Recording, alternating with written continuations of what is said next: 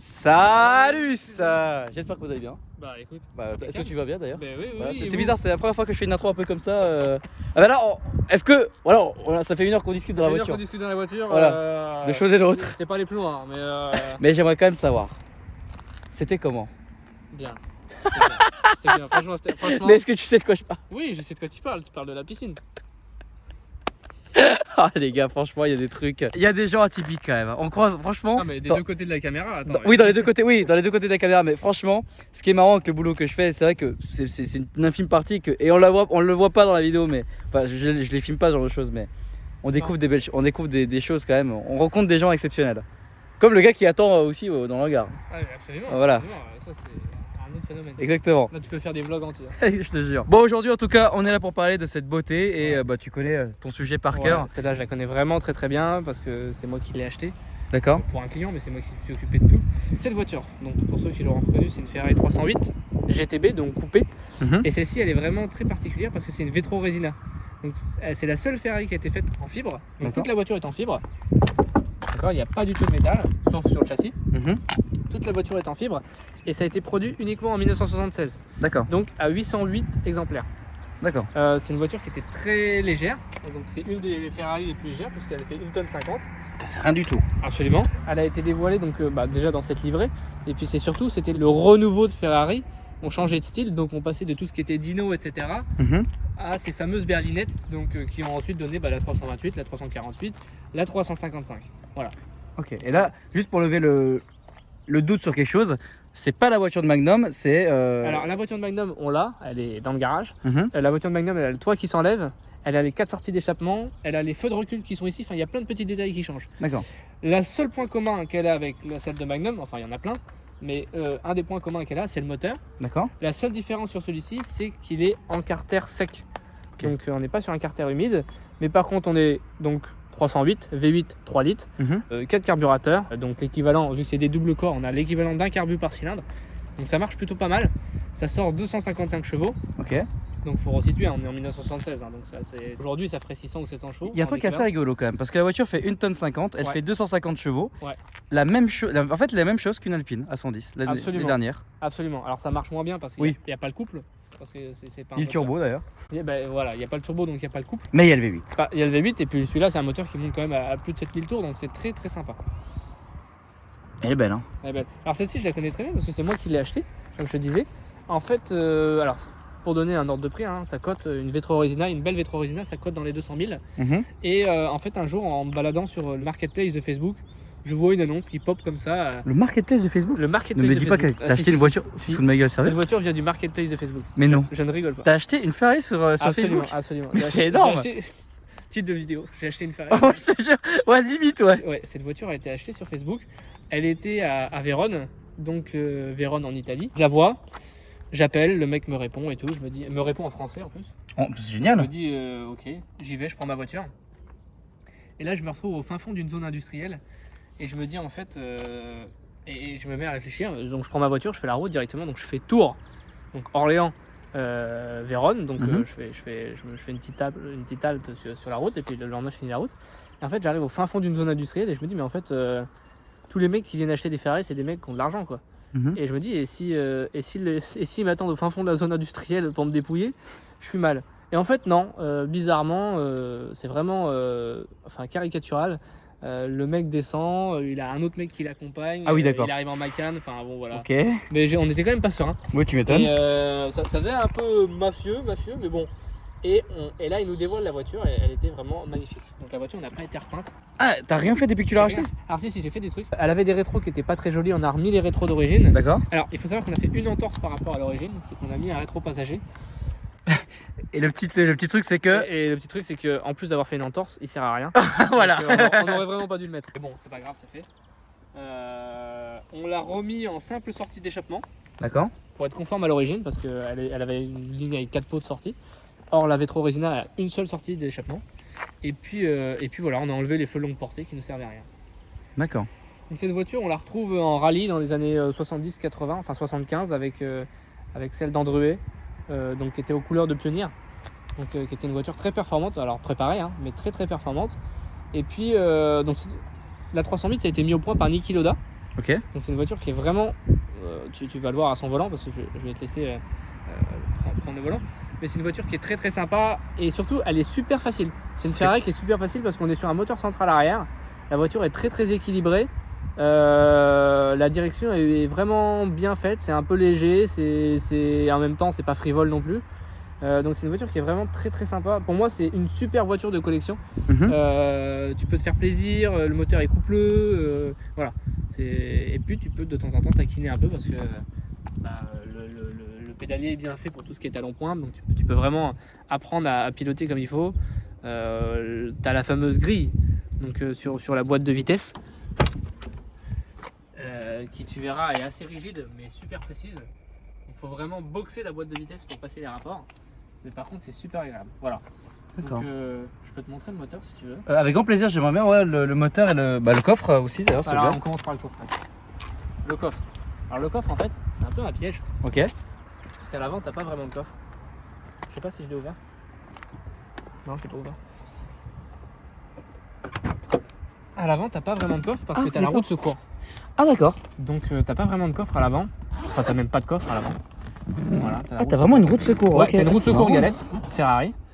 T'as le lave-glace et puis t'as la batterie qui est en dessous. Donc, Le lave-glace, c'est la poche là? Ouais c'est la poche. Ah c'est rigolo. D'accord. C'est comme une poche. Oui, oui, on connaît. Hein. C'est pour les personnes un peu plus âgées. Bah tu connais bien ça. Les ennuis, là. Oui parce que j'ai travaillé dans un EHPAD donc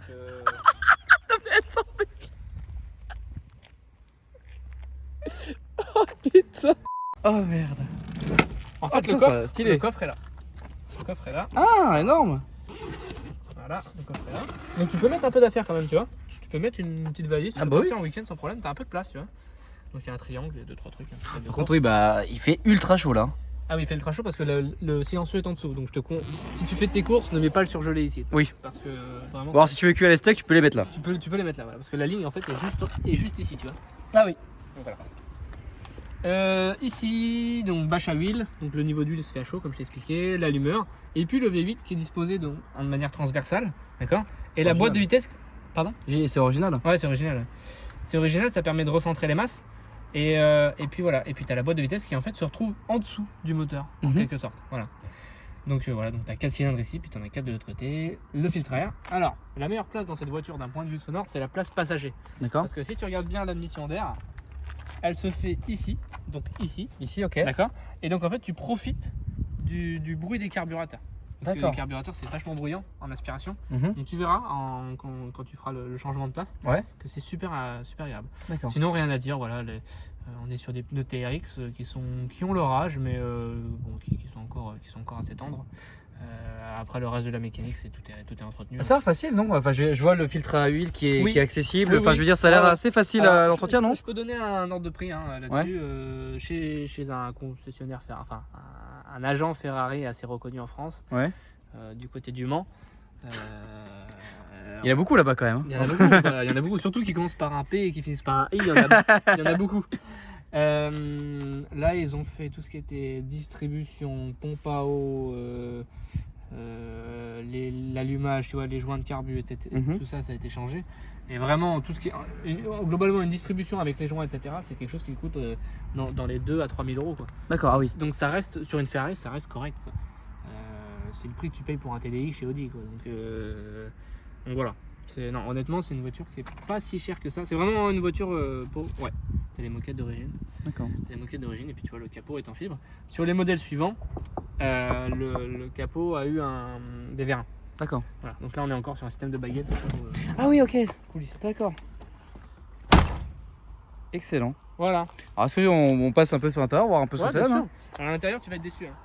Ah oui? Pourquoi? Ah, tu vas être déçu. Bah, pas déçu, tu connais bien ton sujet. Mais moi, je connais bien le sujet, mais tu vas être déçu parce que pour une voiture qui, en équivalence aujourd'hui, vaudrait entre 150 et 200 000 euros, eh bien, Ferrari a quand même fait quelque chose d'assez triste, tu vois.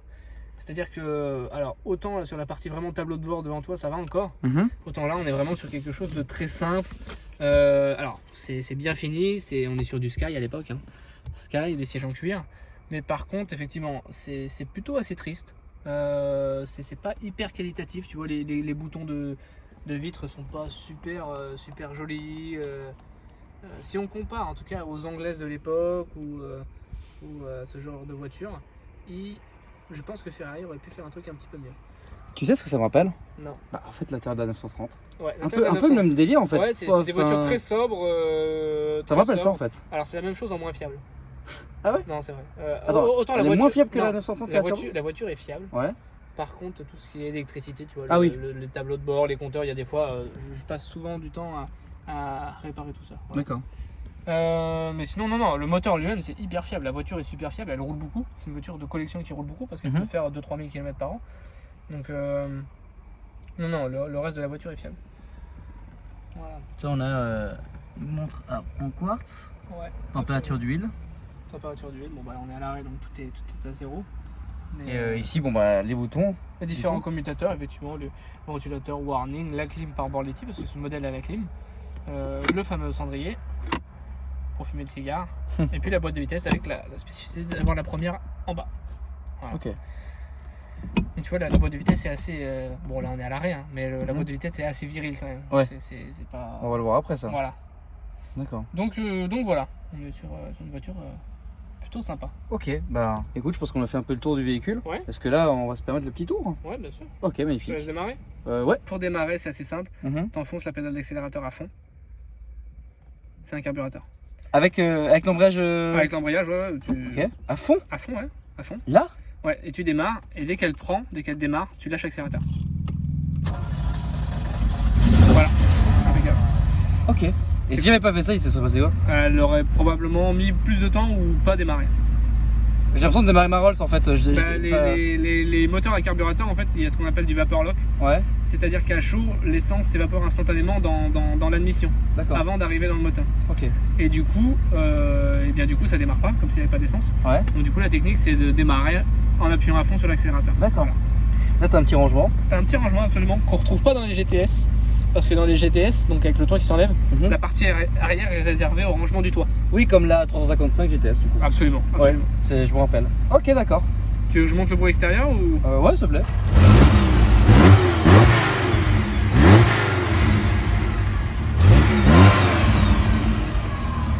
C'est propre. C'est très sympa. C'est très sympa et puis là elle est vraiment en config d'origine. Donc ça c'est sympa. La vache, je crois que j'ai jamais vu un rétro aussi proche de ma tête. T'as vu? Et on va vachement bien par contre dedans. On va super bien dedans, ouais. C'est hyper net. Ouais. On voit ton magnifique front. Oh quel front. Front National. Oh putain, oh la vache, merde, putain, je suis parti à une vitesse là. Ah oui, c'est net. Ah ouais c'est physique. Ah ouais, la course d'embrayage, elle est à la fin en fait. Ouais c'est assez bizarre. Ouais. C'est pas c'est assez bizarre mais c'est assez rigide. Alors pas de direction assistée. Pas de direction assistée. Alors sur les modèles comme ceux-là ça va. Sur les caisses acier c'est beaucoup plus dur. Parce que les pneus sont un tout petit peu plus larges et surtout la voiture est beaucoup plus lourde. D'accord. Voilà. Tu peux prendre le petit chemin Habituel. habituel si je puis dire. Ça y est on rentre dans l'habitude. Ouais, ça y est, bah ouais. Totalement. Alors t'as vu on est très très bas. Ouais. Niveau là, position on est de conduite. Hyper bas, ouais. Alors la voiture est pas si basse que ça. Ouais. Faut se rappeler qu'on est dans les années 70. Ouais. Donc les routes ne sont pas telles qu'on les connaît aujourd'hui. Hein. Les routes Oui. sont beaucoup plus abîmées. Donc les voitures étaient plus hautes. D'accord. Vas-y, boxe là. Ouais, putain, c'est. Ouais, faut vraiment la forcer, hein, je veux dire, faut forcer. mettre la force quoi. Ouais. Mais bon, c'est une mamie, j'ai envie de prendre. Rappelle-nous l'année de la voiture. 76. Donc voilà, c'est avec grand respect que je conduis ça quoi. Alors Carrément jamais le double- restauré, mais par contre toujours entretenu. Carrément le double de mon âge la voiture quoi.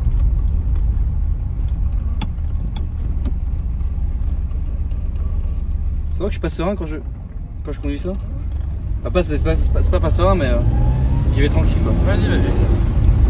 Waouh. Ah ouais putain vache quand tu mets la vitesse. Par contre ouais l'accélérateur est hyper. En fait c'est soit rien, soit il y a tout. C'est-à-dire que là j'appuie à peine, il n'y a rien. Faut être assez progressif, c'est pas évident. Je suis assez d'accord avec toi. C'est pas forcément évident. Il y a un truc qui m'étonne, mais ça je vais le dire juste après avoir tourné là. Vas-y. C'est très bizarre. Là le volant vous le voyez, bon, il est assez gros quand même. Ouais c'est vrai. Après il a été plus petit. Et il était plus petit. Ouais. Parce qu'en fait là c'est tu touches en fait. Là j'ai les doigts assez fins, Ouais, mais je touche quand même. tu vois, Ouais. Il y a juste la place pour passer les doigts en fait. C'est ça. Ce qui est pas très pratique. Effectivement, sur les séries suivantes, les volants ont été un petit peu différents. D'accord. Donc plus petits et plus épais. Ok. Alors ce qui est marrant, c'est qu'il y a quand même 1 ou 2 cm où il se passe quasiment rien en fait au niveau de la direction. La direction est très légère. La direction est très légère, donc effectivement il y a une petite zone un peu neutre. Oui, ce qui est assez marrant, enfin, typique des vieilles voitures. Ouais. Par contre, le fait qu'il n'y ait pas la direction assistée, c'est. On ressent tout. Hein. Oui, alors absolument tout. Oui.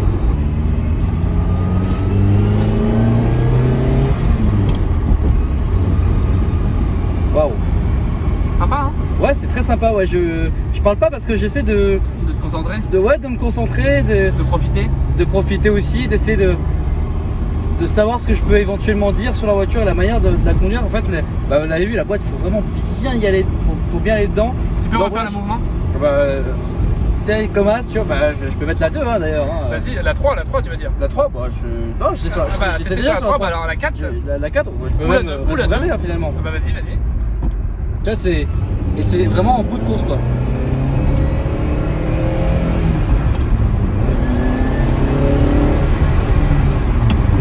Waouh. Et ça marche plutôt bien, hein? Ouais, ça. Alors j'ai pas pu à fond parce que. Ouais, bien sûr.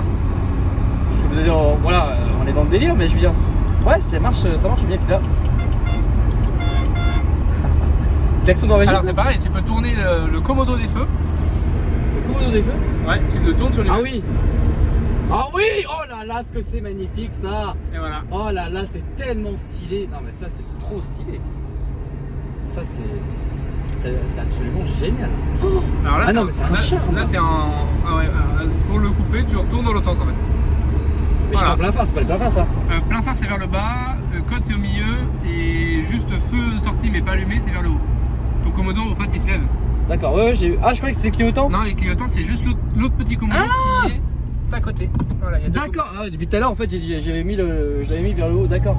Et ça a un charme de conduire comme ça. Oh, c'est excellent. C'est absolument. Alors l'avantage de ces voitures c'est que tu prends du plaisir sans aller vite. Oh. Ah, une belle petite Aston. Il m'a fait un signe. Il nous a salué. C'est génial. L'automobile quand même c'est quand même cool hein. Il a fait signe hein, c'est ça. Il a fait signe. Ça, comment tous les propriétaires d'Aston se connaissent? Ouais. Ils se croisent au garage, c'est ça? Ouais. Alors là on est sur une propulsion d'ailleurs. Absolument. Propulsion, moteur central arrière. Voilà, c'est une voiture qui est assez équilibrée. Elle n'a pas trop tendance à partir en glisse quand c'est mouillé, un petit peu, mais c'est gentil.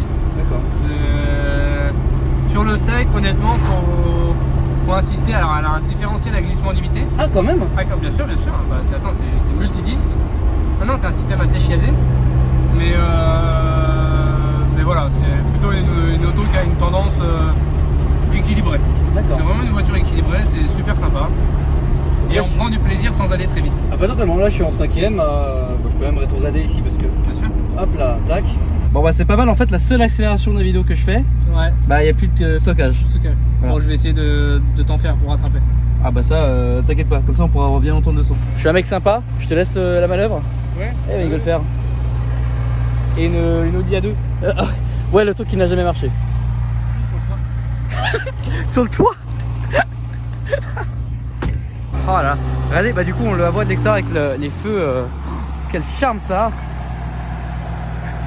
Quel charme ça a, c'est vraiment magnifique comme voiture. Il fait chaud, ouais. Il fait chaud. Ouais. Attends, je sais plus quelle vidéo j'ai tourné. Ah oui, la R5 Turbo. Ah ouais, alors ça, c'est chiant. Pas de clim. Ah ouais, c'est une R5 Turbo, t'as vite chaud avec le moteur. Ah bah là, laisse tomber. C'est la bleue et rouge. Ouais. Ah, rouge dedans. Ouais. Ah bah oui, bah, tu bosses, oui, tu les connais donc ouais, bah c'était génial. Mais alors putain, qu'est-ce qu'il faisait chaud. Waouh. Et surtout, bah, il y a des choses que vous ne voyez pas et que vous ne subissez pas quand vous regardez une vidéo, c'est que finalement, pour que vous n'ayez pas des bruits de vent, ce genre de choses, on ferme les fenêtres, on n'allume pas la clim parce que ça fait des bruits de vent dans la voiture, enfin plein de choses comme ça quoi. On y va? Oui. Ah d'accord.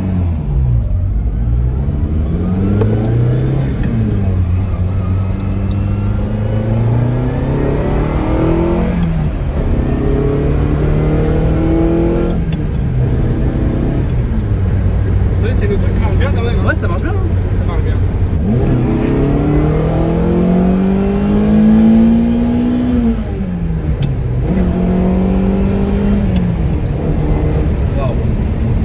Waouh. Sympa hein? Ouais, vraiment. Très sympa, ouais. Le son, c'est vraiment sympa le son.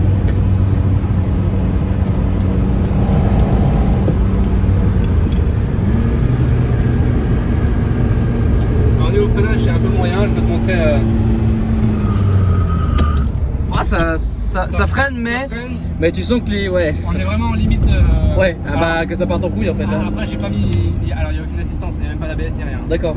Par contre, j'ai pas mis de frein moteur. Hein. J'ai pas rétrogradé, c'était Oui. juste pour te montrer le frein. La parole de frein moteur efficace. Hein. Ouais, quand tu mets du frein moteur, bien sûr.